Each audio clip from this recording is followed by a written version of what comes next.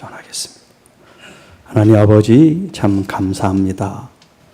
우리의 일상과 삶 속에 참 많은 어려움도 장애도 아픔도 상처도 안고 살아가지만 그럼에도 불구하고 우리를 일으키시고 또 앞서가 우리를 이끌어 주시고 닫혀있는 환경들을 열어주시는 보이지 아니하는 하나님의 은혜가 있으므로 오늘 이 자리에 주님을 찬양하며 감사하며 영광을 돌립니다. 말씀으로 말씀하실 때 우리의 마음이 뜨거워지게 하시고 그 말씀으로 우리가 새로운 소망을 얻고 또 말씀으로 주님을 만남으로 우리 주님을 더욱 바른 믿음으로 이 땅의 삶의 열매를 하나님께 영광 돌릴 수 있는 우리 귀한 성도들이 다 되게 하옵소서. 우리 주 예수님의 이름으로 기도하옵나이다.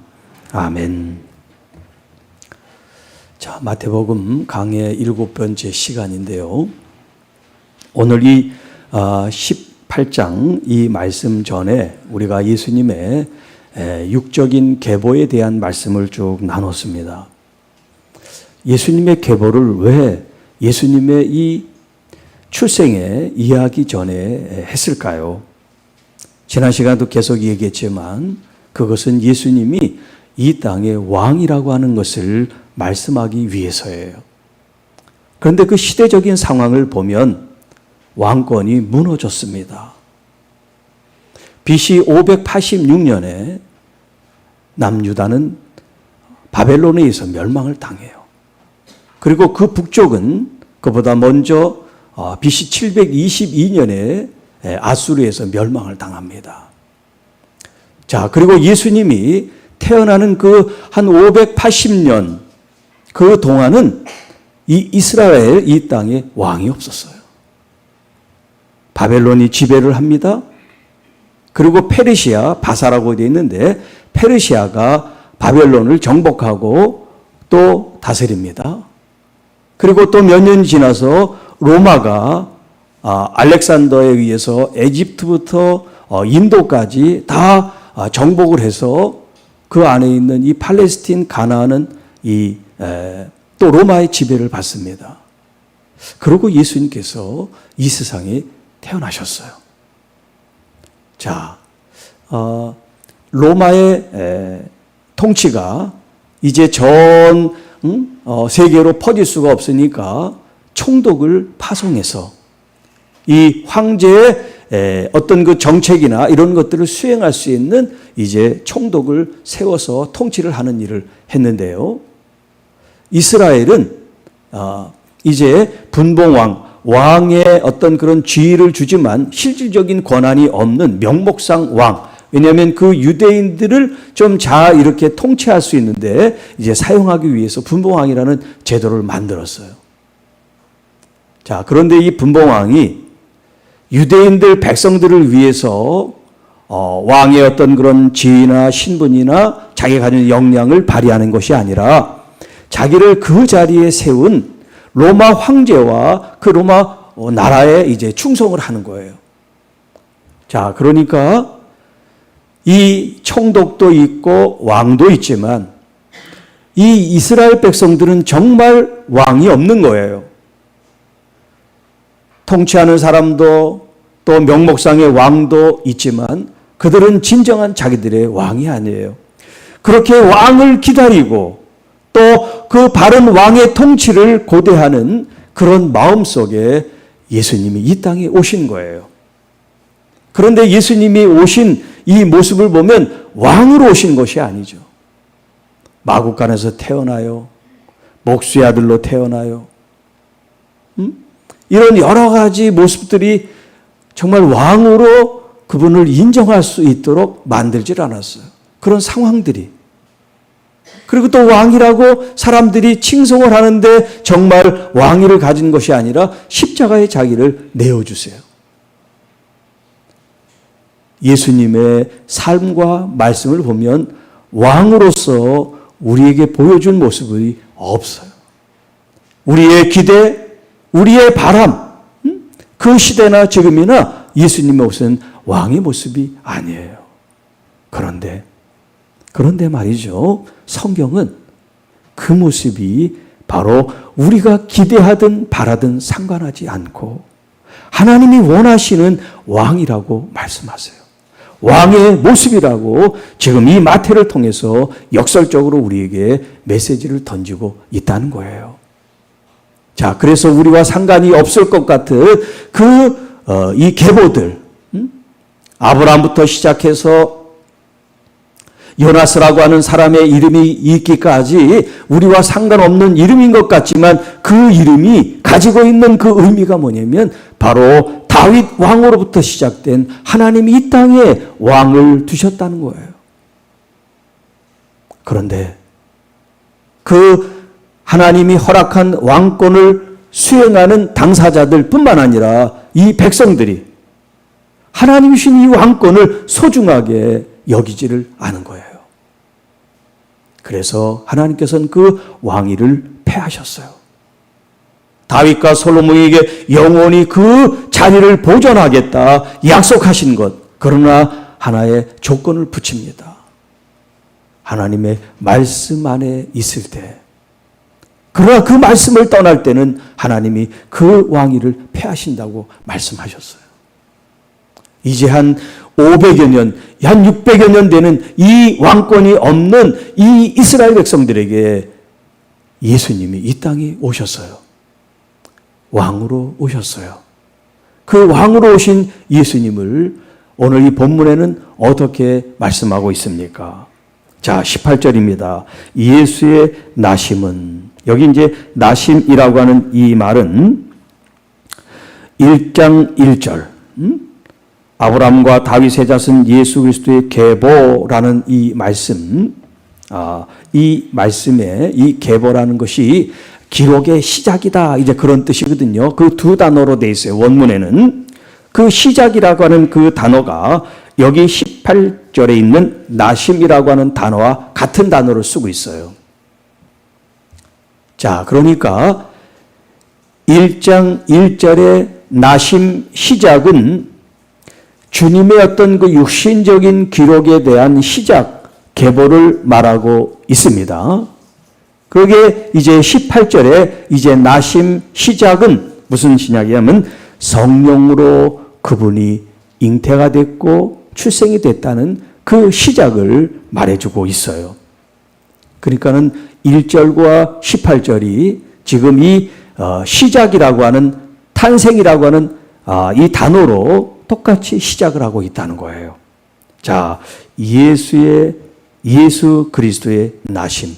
그러니까는 위에서 말했던 계보들이 계보 안에 또 그 사람들 삶 속에 혹은 그들이 위대한 업적을 나타냈을지라도 그들이 주인공이 아니에요. 누가 주인공이냐면 바로 예수 그리스도가 주인공이에요. 그동안 1000년, 2000년 수많은 역사가 있었는데요. 그 많은 역사 속에 위대한 인물 아브라함도 있고 다윗도 있고 여러 인물들이 있지만 그들이 우리의 주인공이 아니에요. 주인공은 오직 예수 그리스도 한 분입니다. 자, 예수 그리스도의 나심은 이러하니라. 그의 어머니 마리아가, 지난 시간도 마리아에 대한 말씀을 나눴는데요. 그의 어머니 마리아가 요셉과 정혼하고, 보통은 아버지, 북의 사회라 보니까 아버지가 중심이 돼서 항상 아버지가 주어가 되지 어머니가 주어가 되는 일이 없어요. 일반적으로는 그렇습니다. 그런데 예수님의 이 사건 속에서는 아버지가 주어가 아니에요. 어머니가 항상 주어예요. 왜냐하면 하나님께서 아버지에게 역사한 것이 아니라 어머니에게 역사했기 때문에 그렇습니다. 그러니까 신앙적인 관점에서 보면 하나님의 역사를 경험하고 하나님의 은총과 은혜를 경험한 사람이 하나님의 은혜를 경험하지 못한 사람보다 우선이 돼야 되고 중심이 돼야 돼요. 그 은혜가 풀어줘야 되기 때문에 그렇습니다.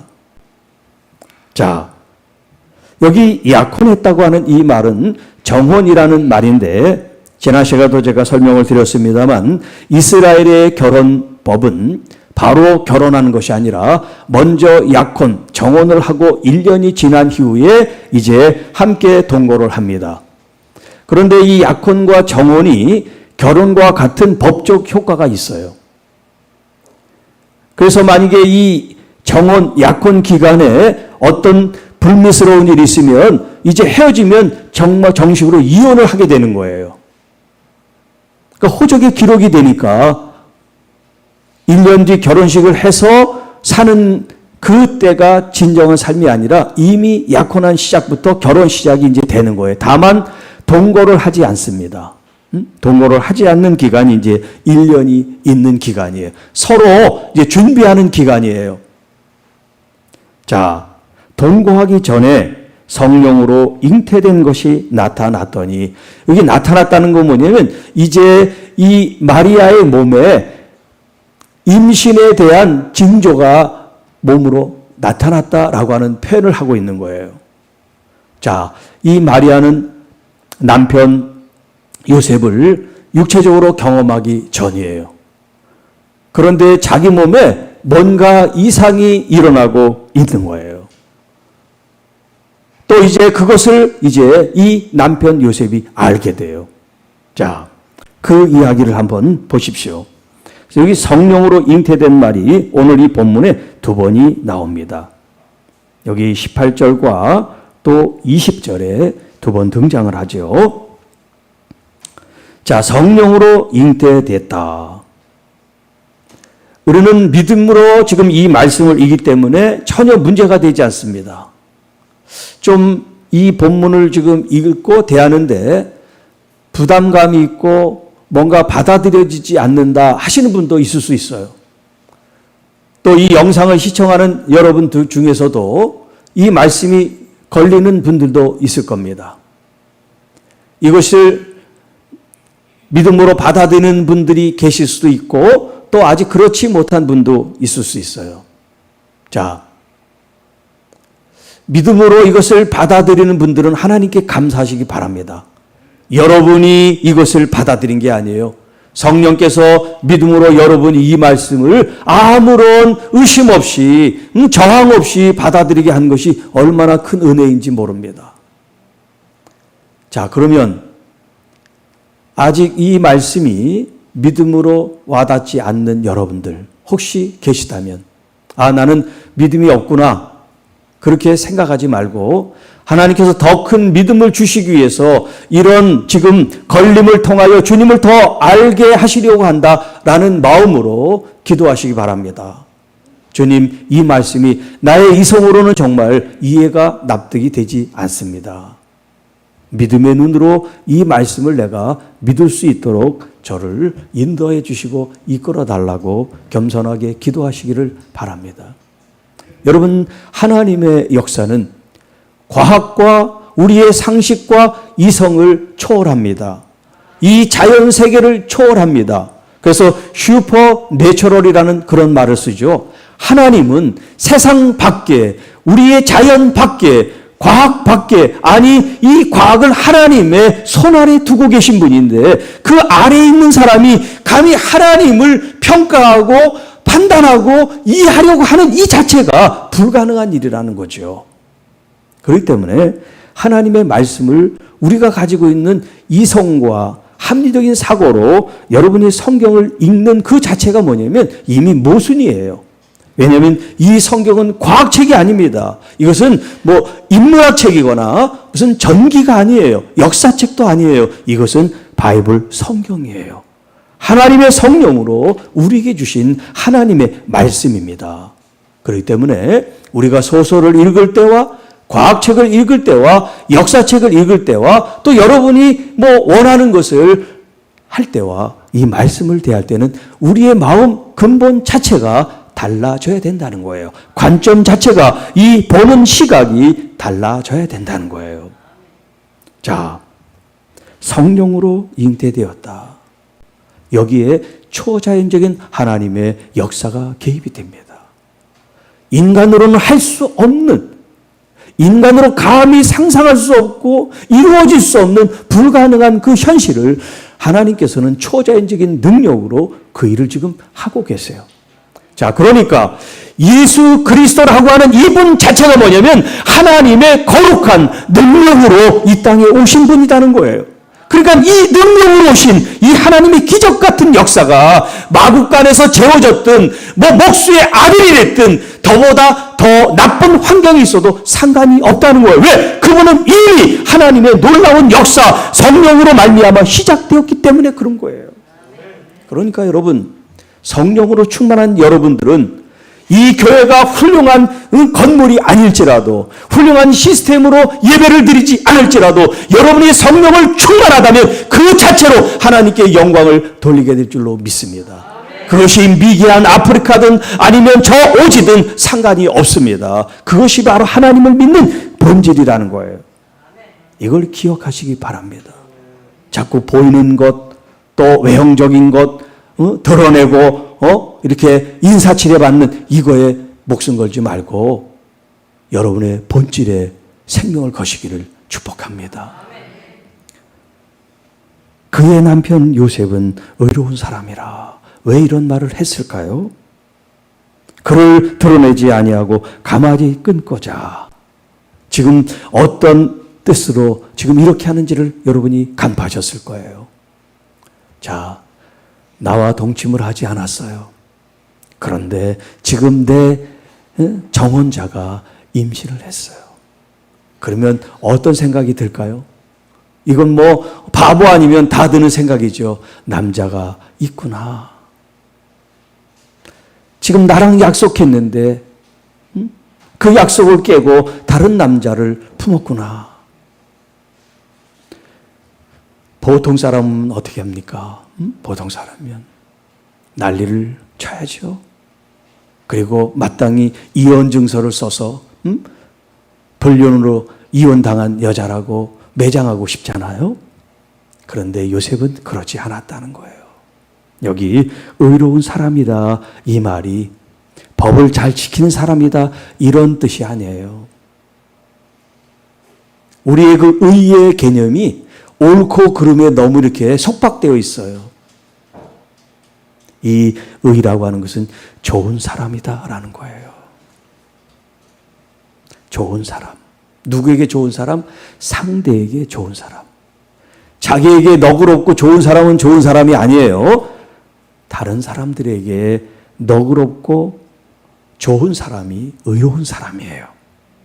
자, 지금 자기의 권리를 따지면 이 여자를 추방하고 또 부정한 여자로 낙인을 찍고 자기의 어떤 그런 삶에 대한 정당성을 사람들에게 얘기를 해야죠. 그게 의롭죠. 그게 정의롭고 바르잖아요. 그런데 그는 그 여자에 대해서 아무런 해를 끼치지도 않고 오히려 자신이 사회적인 손가락질을 비방을 받아도 그걸 선택한 사람이에요. 그게 바로 의로운 사람이라는 뜻이에요. 그래서 드러내지 아니하고 가마지 끊고자 했다라는 말을 쓴 거예요.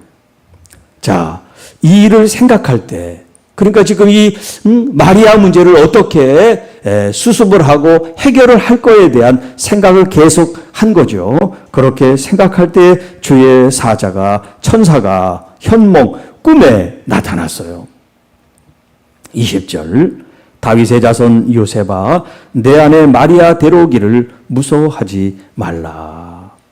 그에게 잉태된 자는 성령으로 된 것이다. 생각지도 못한 놀라운 사실을 천사를 통해서 듣게 됩니다. 아, 내가 생각하고 당연한 줄 알았던 그런 누군가가 있어서 임시된 게 아니라 하나님의 거룩한 영, 성령으로 잉태됐다는 이 얘기를 지금 들은 거예요. 안도감도 안도감이지만 이게 무슨 일인가 싶었을 거예요. 여러분 갑자기 여러분이 살고 있는데 꿈에 나타나서 천사가 이런 얘기를 한 거예요. 그러면 여러분들이 그 쉽게 납득이 되고 평안해질 수가 있을까요? 아마 그렇지 않았을 거예요. 자, 그리고 그 다음에 21절 말씀합니다. 아들을 낳으리니 이름을 예수라 하라. 이는 그가 자기 백성을 그들의 죄에서 구원할 자이심이라 하니라. 이름까지 정해줬어요. 그 이름은 구원이라는 의미가 있어요. 그것을 또 풀어서 해석까지 해줍니다. 그가 누가요? 지금 성령으로 잉태된 이 마리아, 이 지금 뱃속에 있는 이 아이가 앞으로 태어나게 될 때 자기 백성들의 죄를 구원할 자로 그 이름을 예수라 하라 지금 말씀을 받았습니다. 쉽게 납득이 되고 또 이해가 되고 받아들일 수 없는 그런 말씀이지만 이 말씀이 사실로 이제 앞으로 나타나게 되지요. 자, 이 말씀이 그대로 이루어지게 되는 이 지금 말씀의 근거가 어디냐면 구약 성경이라는 거예요. 지금 예수님이 태어나시기 한 700년 전 이야기예요. 이사야 7장 14절에 있는 말씀이에요. 제가 그 본문을 그대로 여러분에게 소개해 드립니다. 이사야 7장 14절. 그러므로 주께서 친히 징조를 너희에게 주실 것이라. 보라, 처녀가 잉태하여 아들을 낳을 것이요 그의 이름을 임마누엘이라 하리라. 그가 악을 버리고 선을 선택할 줄 알 때가 되면 엉긴 적과 꿀을 먹을 것이라. 대저 이 아이가 악을 버리며 선을 택할 줄 알기 전에 내가 미워하는 두 왕의 땅이 황폐하게 되리라. 여호와께서 에브라임이 유다를 떠날 때부터 당하여 보지 못한 날을 너와 내 백성과 내 아버지 집에 임하게 하시리니 곧 아수르 왕이 오는 날이니라. 자, 이사야가 예언할 그때 이 북왕국 이스라엘이 아수르에서 멸망을 당합니다. 그리고 이제 또 100여 년 시간이 지나고 바벨론에 의해서 유다가 멸망을 합니다. 자, 이렇게 이사야가 지금 사역하던 이 때는 이스라엘이 풍년등화에 놓여있던 때예요. 아무 나라 자체가 얼마나 작은 규모입니까? 그런데 지금 주변에 있는 나라들은 그 나라보다 뭐 10배, 20배, 100배 그런 큰 나라들이니까 그 큰 나라들 틈바구 속에 있는 이 가나안이라고 하는 이 지역에 붙어 있는 이스라엘은 항상 풍전등화처럼 힘의 논리에 의해서 지배를 받던 그런 장소였단 말이에요. 그러니 이 사람들이 마음 편하게 살 날이 있었겠어요? 그런데 이사야를 통해서 하나님께서 말씀합니다. 주께서 친히 징조를 너희에게 주실 것인데 보라, 처녀가 잉태하여 아들을 낳을 것이다. 여러분, 처녀가 아이를 낳을 수는 없어요. 아이를 지금 이렇게 임신을 했다는 건 처녀가 아니니까. 결혼을 하든 안 하든 상관없이 처녀성이 이미 이루어졌기 때문에 처녀라고 할 수가 없어요. 임신을 한 누구든지 결혼을 한 걸 떠나서. 자, 그런데 여기 지금 이 단어는 여기 지금 처녀라고 하는 이 단어는 뭐냐면 처녀성을 가지고 있는 여자 이런 뜻이에요. 그러니까 전혀 남자를 경험하지 않은 순수한 여자이면서 지금 아이를 지금 잉태하고 아이를 낳았다. 지금 이런 표현을 쓰고 있는 거예요. 자, 그러니까 그 이사야 7장 14절에 있는 말씀이 그 당시 만약에 사람들이 그 본문을 읽었다면 이게 이해가 안 되는 문장이죠. 어떻게 처녀성을 가지고 있으면서 잉태를 하고 또 아이를 낳아? 이게 지금 잘못된 단어 아니야? 지금 이렇게 도전을 하고 바꿔야 될 일인 거예요. 그러나 하나님은 1.1획도 그 말씀을 변하게 왜곡하고 바꿀 수 없게 만드셨기 때문에 그 단어가 지금 이 마태복음 1장 말씀에도 그대로 녹아져 있는 거예요. 자, 이 이사야의 예언의 말씀이 지금 이 요셉에게 하나님의 말씀으로 주어집니다.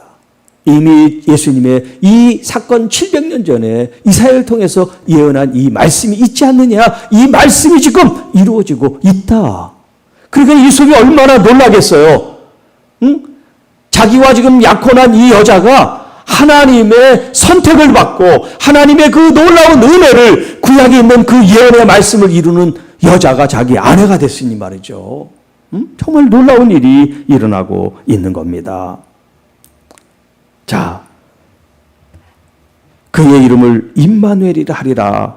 임마누엘을 번역하면 어떤 뜻이에요? 하나님이 우리와 함께 계시다. 여러분, 왜 이 임마누엘의 메시지가 지금 이사야 7장 14절 그 열국들에 의해서 침략을 당할지 모르는 그런 위태한 상황 속에 주어진 그 이름 예수, 그때는 예수가란 이름이 없었어요. 이제 임마누엘이라는 이름으로 우리에게 말씀하세요. 임마누엘, 하나님이 우리와 함께 하신다. 그들이 비록 하나님을 떠나 있었는지 모를지라도 하나님은 그들과 함께 하신다는 것. 나라가 멸망되어 흩어지고 포로로 붙들려 갈지라도 하나님은 우리와 함께 계신다. 여러분, 이 믿음의 고백이 여러분의 고백이 되기를 축복합니다. 지금 당장 집안이 어려움을 당하고 또 질병으로 힘들고 어려운 환경이 있을지라도 지금 하나님이 나와 함께, 우리와 함께, 우리 교회와 함께, 가정과 함께, 이 민족과 함께 계신다라고 하는 이 믿음이 여러분을 살리게 될 줄로 믿습니다. 이스라엘 백성들이 포로로 끌려갔는데 천년만년 그렇게 포로가 된 게 아니에요. 70년 있다가 다시 회복됐어요. 오늘 우리도 어느 정도 우리의 환난을 겪을지는 모르죠. 그러나 하나님은 환난 중에도 부르짖는 우리에게 응답하시리라고 약속을 주셨기 때문에 믿음이 있는 것이 중요합니다. 임마누엘, 그분이 바로 예수님이신데 그 예수님이 우리의 모든 죄를 구원하실 자라고 말씀하고 있습니다. 자, 이제 요셉이 잠에 깨어 일어나 주의 사자의 분부대로 행하여 그의 아내를 데려옵니다. 그리고 이제 아이를 낳기까지 동침하지 않고 낳을 때 이름을 예수라고 불렀다라는 말씀이에요. 자, 21절에 있는 말씀을 좀 더 살펴보도록 하겠습니다. 자, 이 아들의 이름이, 자, 예수님을 부를 때 임마누엘이라고 부르진 않아요. 그러나 그 예수라고 하는 부름과 그리스도라고 하는 이 부름 속에 뭐가 들어있냐면 임마누엘, 우리와 함께 하시는 하나님, 우리를 돌보시고 우리를 보호하시고 우리를 구원하시는 하나님이 바로 이 임마누엘이라는 의미가 그 예수 안에 포함이 되어 있다라고 여러분들이 받아들이시기를 바랍니다. 자, 그런 관점에서 자, 예수가 그가 자기 백성을 그들의 죄에서 구원할 자임이라.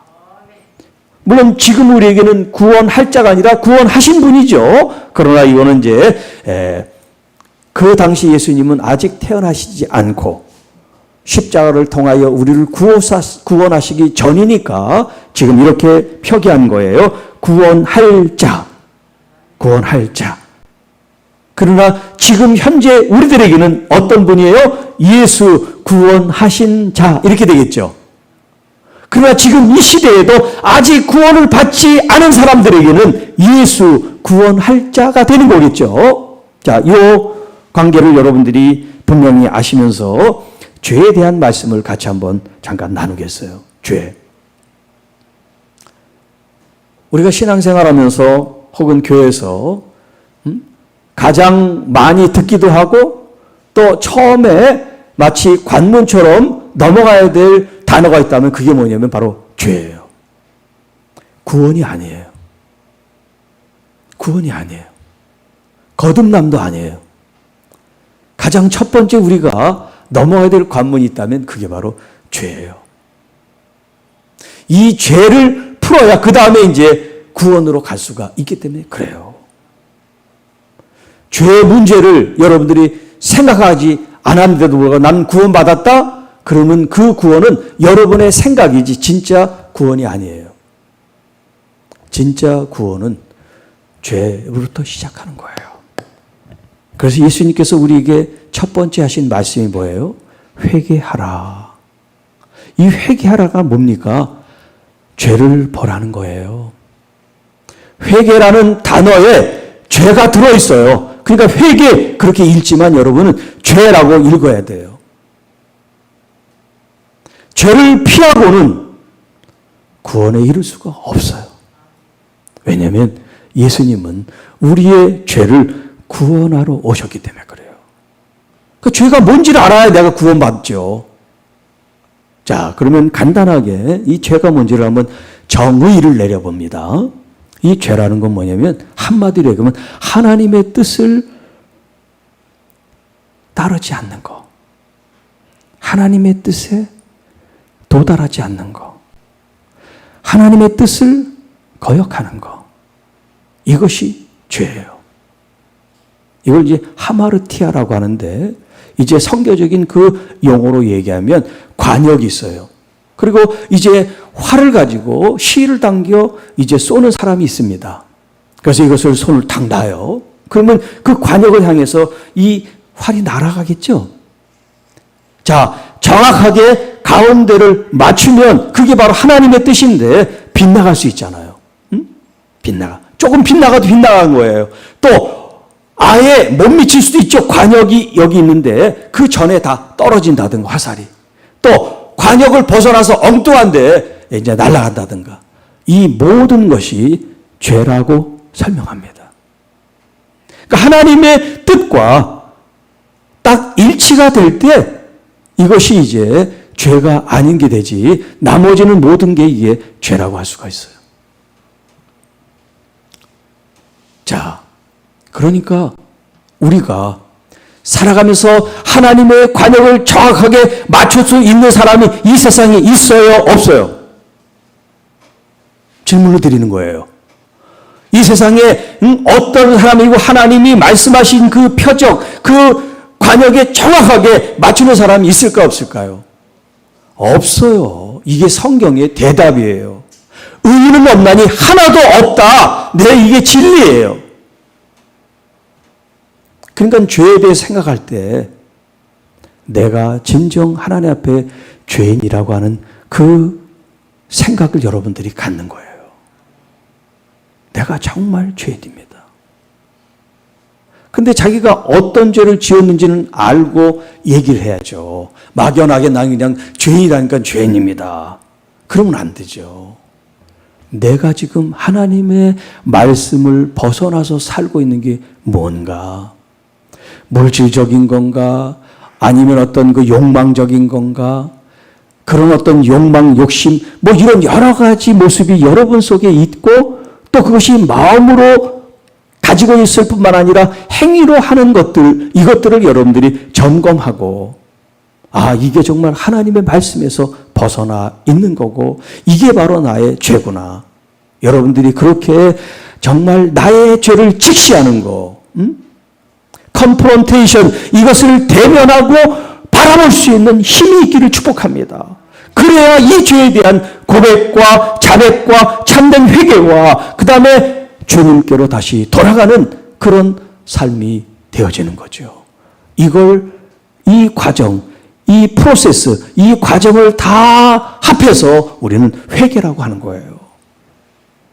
이 회개가 있어야 우리 주 예수 그리스도가 나의 죄를 담당하신 구원자 예수이십니다라고 고백할 때 하나님께서 구원을 선물로 여러분에게 주시는 거지. 이런 과정이 없이 난 예수님을 믿습니다. 난 구원 받았어요. No, 아니에요.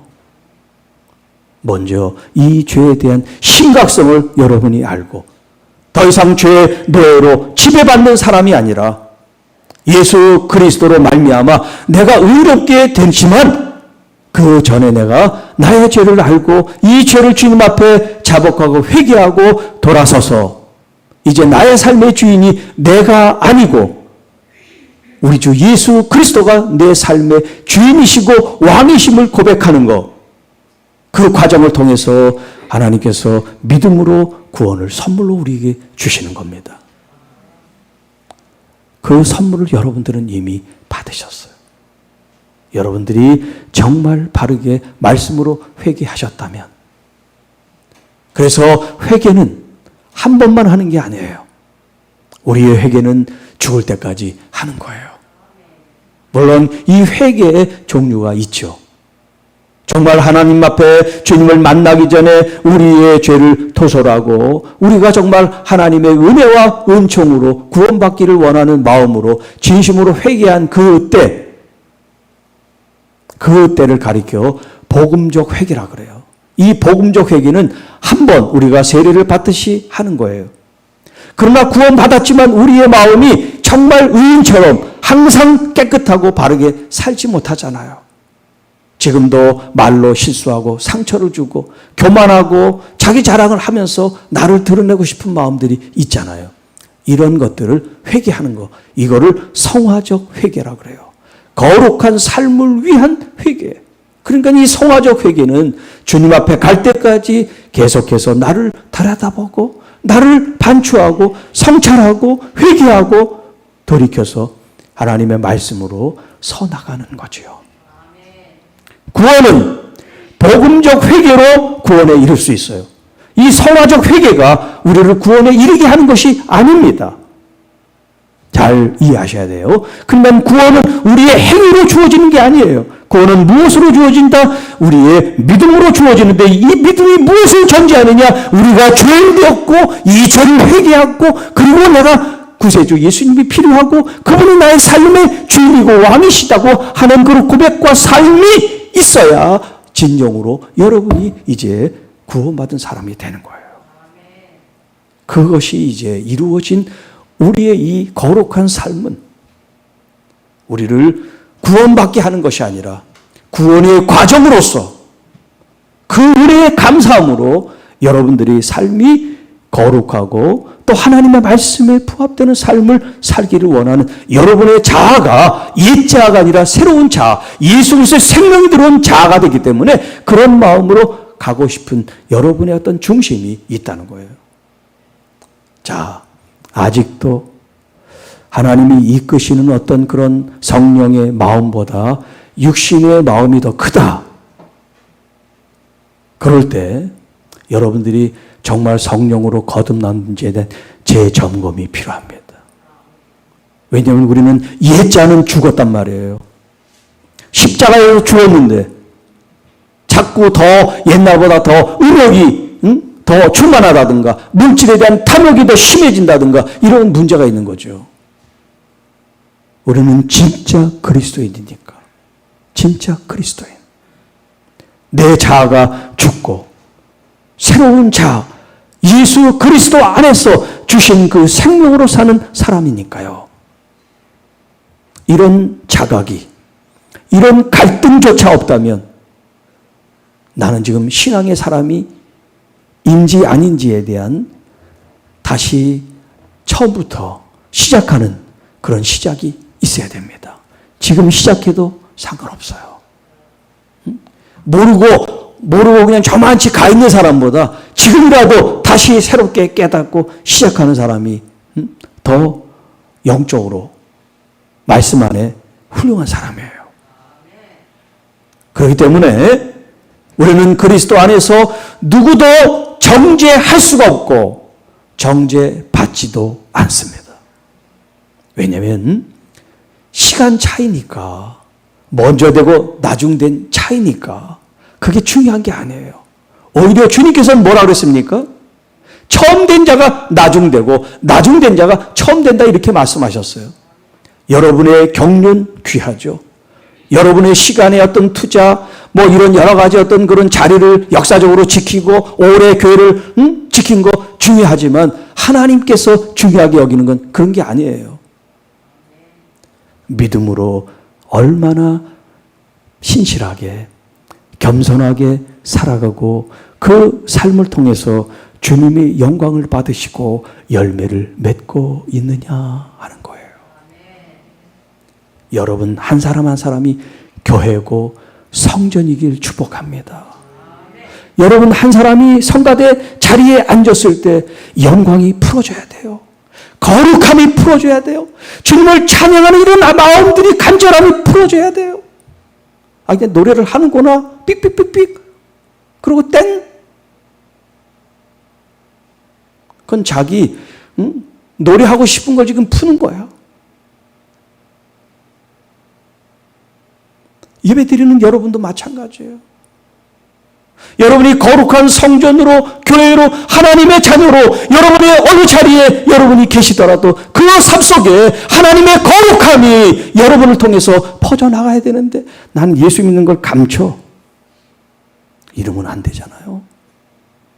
당당하게 그러나 겸손하게 그러나 지혜롭게 그러면서도 거룩하게 경건하게 여러분의 삶 속에서 그리스도가 나의 구원자가 돼서 나는 이미 구원받은 사람이야. 하나님의 시민권을 가지고 하나님의 자녀답게 이 땅에 살 수 있는 그런 권리와 의무가 우리에게 이미 주어져 있다는 거예요. 여러분의 삶이 지치고 힘들고 때로는 여러분이 할 수 없는 일들이 많이 있죠. 네. 그렇다고 해서 여러분이 하나님의 자녀라고 하는 이 신분이 회색되거나 오염되거나 없어지는 것이 아니라는 거.